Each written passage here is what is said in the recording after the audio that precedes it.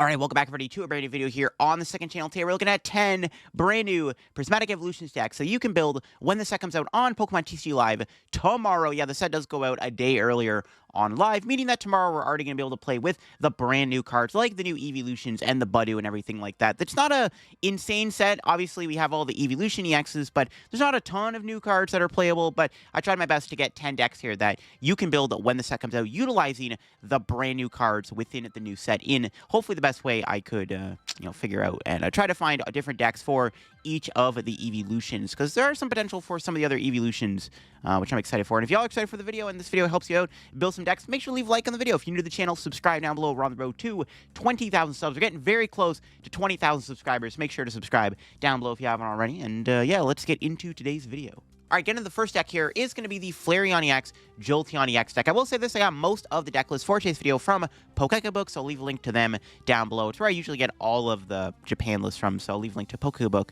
in the description. That's where I got the list from for the video, so credit to them. But yeah, this Flareon Jolteon deck does make sense. Both Flareon and Jolteon are probably the two best Evolution EXs within the set, so combining them together makes sense, right? Jolteon's got attack, that you discard 2 energy from your bench, you can do 240 damage, so you can do big numbers, take knockouts, and you have the Flareon EX, which does 130 with its first attack, and then puts energy cards into play, which is pretty dang useful to power up your Jolteon. So you can kind of Flareon early on, and then kind of come in with the Jolteon for that big damage. Got the Noctowls in the deck as its engine to find cards. A lot of Terra Pokemon with Flareon, Jolteon, and Eevee EX in the deck. Fan Rotom's really good because Fan Rotom is a great set of Pokemon to find your Hoots and also get your Eevees. The deck does have Radiant Greninja and Fez for a little bit of extra draw. Greninja's good though, because Greninja does synergize with the Glass Trumpet, which is another good way to power up your Evolutions, right? Glass Trumpet can work with Eevee and Eevee EX, but also can put energy into play for your Jolteon. So Glass Trumpet allows Jolteon to do, what, 240 out of nowhere. So the Glass Trumpet does make sense, alongside having access to cards like Briar and Terra Orb to make it easier to find your cards and have Briar to take wins out of nowhere if your opponent is not expecting the Briar play. The Briar is in the deck. Again, this might be the strongest one out of the Eevee decks to play. The Flareon Jolteon deck definitely looks pretty good, and I wanted to highlight it here for the video. Alright, if you're somebody who's a fan of Chien-Pao EX, well, Chien-Pao gets a pretty big buff with Prismatic Evolutions because it does gain a new attacker with the new Regigigas, which I did want to highlight for today's video. This card is very strong, as it can do 330 damage to a Terra Pokemon. So if you can find a way to power up Regigigas, it literally one-shots Terras like Charizard and Dragapult EX, two Pokemon that are probably going to be popular within this format. Chien-Pao also could succeed if something like Regidrago's play rate decreases, which could happen. The deck obviously does have Budew in it too. I'm not sure how good Budew is going to be within the Chien-Pao deck, but the deck does have the Budew in there. But Chien-Pao is a lot of fun to play, and the deck did fall off recently, mainly just because like Regidrago is a little too oppressive towards it. But I think if we see this meta slow down a little bit because of Budew and Regidrago actually starts to fall off a little bit, there's a good chance we could see Chien-Pao actually become a deck again. And with Regigigas, you just have an easier way to knock out those Terra Pokemon. The nice thing with the Gigas is that Chien-Pao can one-shot Charizard too, and Dragapult, don't get me wrong, the problem is you have to discard all the energy, making it so if your opponent can find out counterplay by like killing your only baxcalibur in play, it really punishes you. But with Regigigas, you keep the energy on it, so you use the Regigigas, and they KO the Gigas, not the Bax, well, you just have the Gigas, the next one ready to go, or they kill the baxcalibur, well, they're not killing at the Regigigas. You can see why the Regigigas is so nice within this deck. It just gives you another attacker. At this point, it's more of a toolbox deck. You can see it has Palkia in there too, which can help against Phantom Dive in general if you can get Baxcalibur out. It does have the Gigas in the deck, the Iron Hands, the Budew, Greninja's an attacker too. Yeah, Chien-Pao looks like it could be a deck again with Prismatic Evolutions. Okay, the next Evolution deck is actually going to be a bit of a spread deck here. We got Vaporeon EX and Glacion EX in a deck. Now, this is more of a Glacion EX deck, but it does have the Vaporeon in there nonetheless. It is a Frostlass Monkey Dory Glacion deck. Glacion does have two attacks, which are pretty good, right? The first attack can do 110 damage and then 30 damage to one of your opponent's bench Pokemon, which is not a bad little spread attack. But then the other attack can knock something out if it has exactly 6 damage counters on it. And it's not that hard to get to that attack with the help of cards like Monkey Dory, Radiant Alakazam, and Frostlass. Ultimately, it's just a big spread deck here. Obviously, the Vaporeon EX does have that spread attack too that can do 60 damage to each of your opponent's EXs and Vs in play with its first attack. So that attack also synergizes pretty nicely with Frostlass. I like playing Frostlass deck. I did a video on it recently with Palosand, and again, the addition of having Glacion in the deck as a big, strong attacker that can either, KO something with that Terror attack or just have a lot of damage you can put on the board is really good. Budew is also really good in Frostlass too. Like, Budew Frostlass could already be like its own archetype, so having the addition of Budew in the deck to slow down your opponent while you work towards powering up your Vaporeon or your Glacion seems pretty good. This deck definitely feels like it could be a decent way to play a spread deck in this format. Maybe you want to put like a TM Devo or two in the deck, in all honesty, to change it a little bit.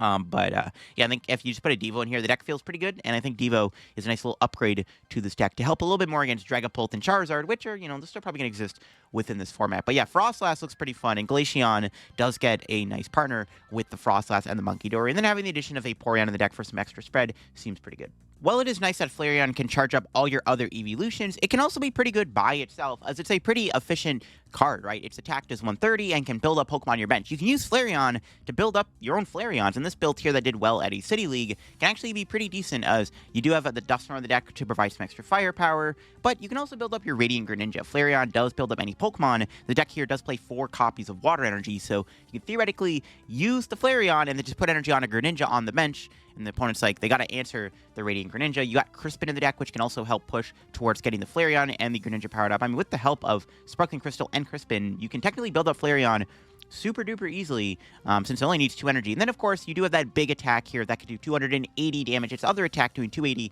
is also really good, because not only do you have a good attack to put energy in play to power up your malicious attackers like Greninja and other Flareons, but you can also use its Terra attack if you want to just do big damage. With the help of the Dusclops and the Dusknoir, if you need to hit those higher numbers, you do have the ability to do that. With the Dusknoir in the deck, you can also take advantage of Briar more often. The Briar's in there, so definitely seems like a decent way to play Flareon. Flareon definitely can work by itself, and, I got faith that maybe Flareon might just be good without the other Eevees backing it up, but who knows, maybe not. But Flareon by itself seems like it's also pretty solid. Prismatic Evolutions does have a couple of A-specs in it, and they're not great, but the new Treasure Gadget A-spec actually could be solid for Rotom vstar, which is a pretty fun deck to play, but again, with Treasure Gadget, it seems like it could be good. Obviously, use it in your search deck for a bunch of tool cards. You just grab all the tools you want for your Rotom, you discard them, and then Rotom can do some big damage. So your A-spec is kind of like playing Energy Search Pro with Dingo, where you're just grabbing all these tool cards at once, and grabbing all the energy at once or whatever, and then just doing a ton of damage. And yeah, Treasure Gadget effectively does the same thing for Rotom. Rotom can do some big numbers. You have to discard a bunch of tools and then send them to the Lost Zone. Rotom can be powered up fairly easily. The deck does play 3 Generator and has the Magneton in the deck. So if you really need to build up your Rotom, you do have Magneton. Since the deck is just playing 2 prize Pokemon, you don't have to worry about the prize trade being offset or anything. Some Rotom lists can play like Cramorant and stuff, but just having the Magneton in the deck just makes sense as the only 1 prizer, because it doesn't really affect the prize trade too much, which is kind of cool. So yeah, Rotom V-Star looks like it could be a decent enough deck with the addition of the new A-spec card. Just makes it easier to find all your tools, and just makes it easier to pop off and do damage out of nowhere. And with the decent amount of lightning support in the format, it's really not that bad. So definitely got to try Rotom out with this new A-spec card if you pull it. All right, Umbreon EX is definitely a fairly unique card. It's got that attack Onyx, which discards all energy from the Umbreon, but you get to take a prize card. And this deck here, very niche, it could be bad deck Friday material, but the idea is you use Glass Trumpet with Blissey to put energy into play onto the Umbreon, and then you can use Umbreon's Onyx attack here, which does require the Dark, Lightning, and Psychic cost, and then you can just discard the energy, take a prize card every single time. Now, the problem with the deck is you're not taking knockouts, but you can also use Umbreon's first attack if you really have to. It does 160 and then confuses your opponent's active Pokemon, which is like fairly solid. Get a bit of confusion on the board isn't the worst thing ever. Deck does have Munkidori in the deck, which actually can attack. It's got Psychic in there and the Dark Energy.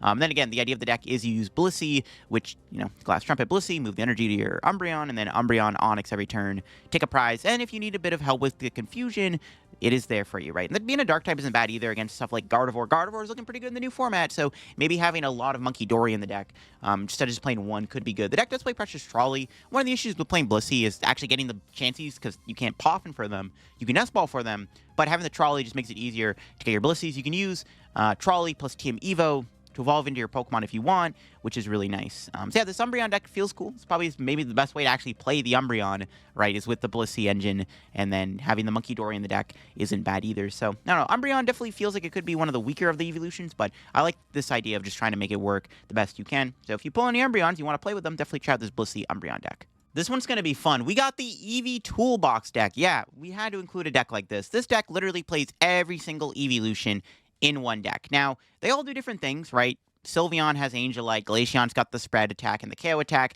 We'll get to Leafeon very soon, but Leafeon can heal. Umbreon we just looked at. Espeon can de-evolve and confuse your opponent's Pokemon. Flareon is probably the soul of the deck, right? It puts energy in a place. Maybe you want to play 2 Flareon in the deck. You got the Jolteon for big damage, and then the Vaporeon for a little bit of extra spread damage. And the nice thing with the deck is the Eevees work super easily with Glass Trumpet. So if you really need a way to power up your Pokemon, you do have the Glass Trumpets in the deck as a way to put energy into play onto your Eevees. You maybe want to try out Crispins in the deck too. I guess trying to fit all the Eevees is kind of what eats up a lot of space. So you see a lot of the support Pokemon too. Mew, Latias, Fez, Squawk, Radiant, Greninja. There's some E-switches in there. When you use Glass Trumpet, you can put 2 energy on 2 colorless Pokemon, and then you can E-switch one of them off. Maybe you want to play Sparkling Crystal too over Prime Catcher, but it's just a sample list I got off of Pokebook. But the idea of the Eevee box deck definitely feels really cool. I'm excited to make a video on the Eevee deck. Putting all the evolutions in one deck is going to be a lot of fun. I cannot wait to do that video where I title it, I put every evolution EX in one deck, and this is what happened. I've done that type of video before. They're always fun to make, and this deck has a lot of options. You got spread, KO options, heal options, decent damage with the help of Jolteon. You have a way to put energy in play with Flareon. You have Sylveon and Espeon, which can be a little disruptive towards your opponent.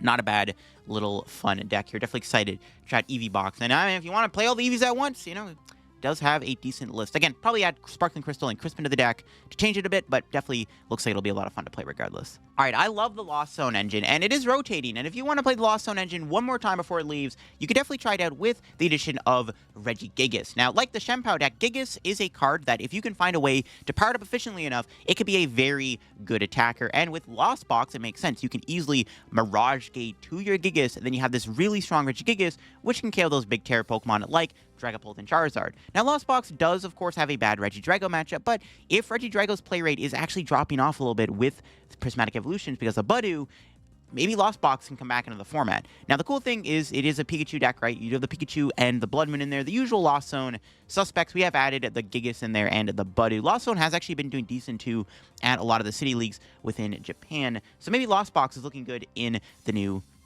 format. It really just comes down to whether or not Regidrago goes from being the best deck in the format to like a tier A to tier B deck. I'm not sold on it dropping that hard, but we'll have to see. Budew's impact could be real. Now, Budew can hurt the Lost Zone too, obviously, but if you get enough Colruses and you just have Comfey in the active, you can just sit there and Flower Select while they Budew you for 10 damage, and then you can work towards just getting Cram or Ninja powered up, which is nice. Pikachu still has a lot of value in the Lost Zone deck. The one loss that this deck does have is no Iron Hands, which you could try to fit Iron Hands in here if you want. It's a lot of Pokemon. I mean, you maybe cut the bundle out, but I think Gardevoir playing Fluttermane is going to be a bit of a problem, so I would keep the bundle. But if you can try to fit Iron Hands in here, it definitely wouldn't be a bad idea, because Iron Hands EX is still really good in the Lost Zone deck. And again, the Gigas just helps a lot. Lost Zone does notoriously struggle against Evolution EX decks when they get set up. Like, usually the deck beats them by just destroying their board via Sableye and Greninja, but when Charizard's hitting the board and, like, it's really difficult to deal with, sometimes it's really bad for your deck. So when you have the addition of Gigas, you can just go double gate to your Gigas, and then kaboom, knock out a Charizard out of nowhere, and then your opponent's like, oh, that kind of sucks, and that's what Gigas is all about. So yeah, Lost Box looks like it could be a good deck in this new format. Again, just relies on Drago's popularity and play rate dropping. We'll have to see on that one. All right, now talk about the Leafeon deck I foreshadowed earlier in the video. Yeah, Leafeon is one of the better evolutions also, in my opinion. Both attacks are fairly solid, right? First attack does 60 damage for each energy your opponent has in play. So if you're playing against a deck that tends to flood the board with energy, you can punish them with Leafeon's first attack. But the second attack is what we've mostly built this list around, right? The Leafeon does have that attack that can do 230 damage, and then you can heal 100 damage from each of your bench Pokemon. So the idea of the deck is you have a very tanky Leafeon with the help of Hero's Cape and Rigid Band, and then you have a Slowbro from Scarlet and Violet. So the cool thing about this list is use the Slowbro to move damage off your Leafeon. Slowbro's ability lets you put damage counters, or put a damage counter from your Pokemon onto it. Now, you can only put 9 damage counters on Slowbro usually, because it only has 100 HP, right? You don't want to knock out your Slowbro, but you can heal your Leafeon with Slowbro, and then use Leafeon's Terra attack, and you just heal all the damage that you put on with the Slowbro. So now the Slowbro has no damage on it, and then you rinse and repeat that process over and over again. And that's basically the gimmick of the deck. And it's a pretty cool way to play Leafeon, right? Leafeon's heal attack is very powerful. Really annoying for decks like Dragapult to deal with when you're just constantly healing your board all the time. 230 damage also is pretty solid numbers. You can just build it up with the help of, Flareon can get you there. You could maybe try to play Crispin in here. You could also play Sparkling Crystal, but if you're playing Sparkling Crystal, then you're not technically using the Hero's Cape, which can make your Leafeon even harder to KO. So the Hero's Cape still has a lot of value in the deck over the Sparkling Crystal, but you could try that out too. There's Glass Trumpet. Maybe you want to play a couple more copies of Glass Trumpet. There's a Turbo Energize the deck, which can also put energy on your Leafeon. Really just want to build up that Terra attack for the Slowbro insta-heal combo. And I mean, if your opponent can never one-shot Leafeon, this deck can be very tough to deal with when you have all these Slowbros in play, moving all the damage off your Leafeon and making it really difficult to KO. And again, Leafeon's first attack also isn't too bad either. If your opponent over-attaches energy in play, Leafeon's first attack can be very punishing. All right, the final deck I wanted to look at was a deck revolving mostly around Budew. Obviously, Budew is the best card in the set. Like, it's better than most of the EXs, which is kind of crazy. Budew's impact is going to be big, and I wanted to see if there's any decks that could just play Budew as the main focus. And yeah, there's a Budew Dusknoir deck that's doing pretty good in Japan right now. Yeah, Budew's item lock attack is very deadly. I know it only has 30 HP, but item locking the opponent is very good because you can slow them down, and then you can get to use your own Dusknoirs. You basically just item lock your opponent and then blow their board up with Dusknoir. While your opponent is under item lock, they usually don't really get to play the game, and they can't really do a lot of things under item lock, which means they can't really build up their board very well. If they're not building their board up, then you can just Dusknoir wipe their board that way. The deck does have your Pidgey on the deck, right, for some extra support. It does have Blood Moon and Radiant Charizard. Both attackers are pretty good alongside the Dusknoir, because, of course, the more prizes your opponent has taken via the Dusknoir, the more easier it is to attack with the Bear and the Charizard. That's basically the deck, right? You just Budew your opponent, item lock them, and then you use Dusknoir. You have Pidgey on into the deck for a little bit of setup. It's a pretty straightforward concept, but it's a very powerful concept, and this could be a legit deck when the new set releases. Item lock is just a very deadly thing, and I think that Budew Dusknoir has the potential to do well.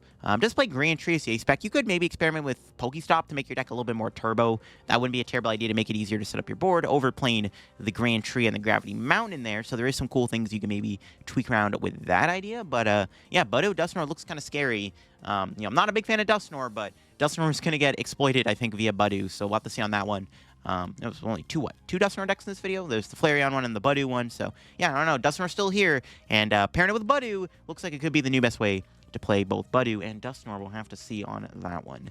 But yeah, I hope you enjoyed the video here, looking at 10 different Prismatic Evolutions decks. I'm excited to try out all these decks when the new set does come out tomorrow on Pokemon TCG Live, or maybe you're watching this video by the time the set's already come out. So hopefully you built one of these decks and are enjoying it. Trying to make it fun with some of the evolutions. They're not all very playable, but they're fun enough to work for a fun rogue deck, and that's really all that matters. So yeah, if you enjoyed the video, leave a like. If you're new to the channel, subscribe down below. We're on the road to 20,000 subscribers, and I'll catch you on another video here very soon. Bye-bye.